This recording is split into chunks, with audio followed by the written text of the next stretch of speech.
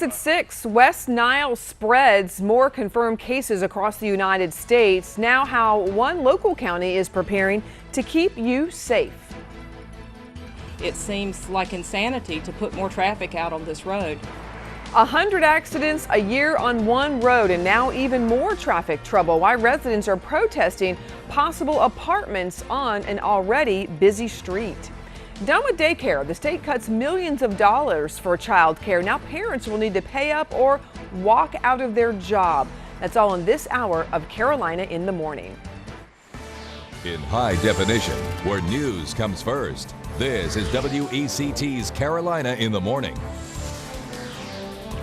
Good morning. Thanks for joining us. I'm Kim Ratcliffe. Bob Townsend is off this morning. First Alert meteorologist Eric Davis keeping a track on the weather for us right now. And he's been talking about the fact that it's really kind of more of a summer pattern than what it would normally feel like this time of year. It really is, because we'll have the complete First Alert forecast coming up.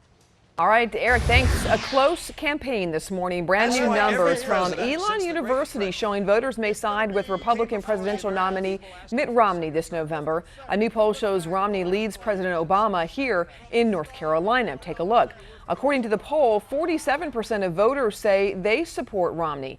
President Obama has 43%.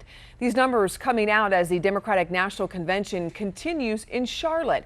And that's where Elon University senior Julie Morse is right now. She's joining us live via Skype this morning with reactions from the DNC. Good morning, Julie. It's great to have you with us this morning. Thanks for having me. Sure. Now, first, the Elon poll shows young people are less likely to vote this November. Why do you think that is?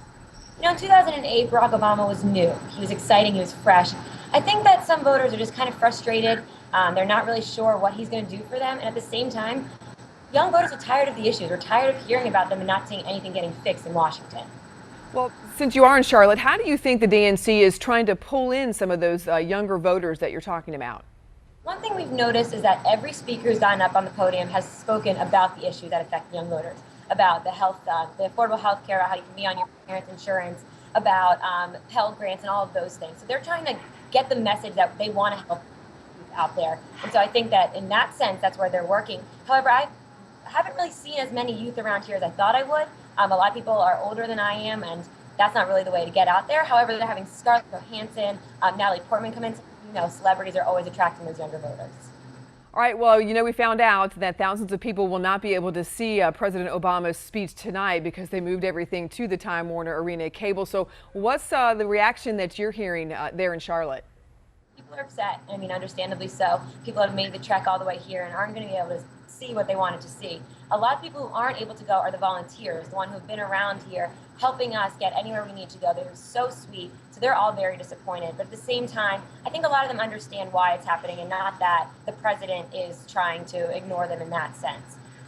Even yesterday, we had issues as media getting into the arena where Bill Clinton was last night. So we're not really sure how that's going to work tonight. We're going to have to get there at least 5 hours early in order to find a seat in the arena. All right. Well, Julie, what else can you expect out of Charlotte today? What are you expecting? Well, tonight we're going to see Joe Biden and Dr. Joe Biden. And then we're also expecting to see those actresses I mentioned before. I think that after a riveting speech last night from former President Bill Clinton, Obama has to get out here and has to, you know, pump up the crowd and encourage young voters we were speaking about to go out and vote and not just sit on their couch on election day. All right, Julie, thank you so much for joining us this morning. We really appreciate that. Thank you, Kim.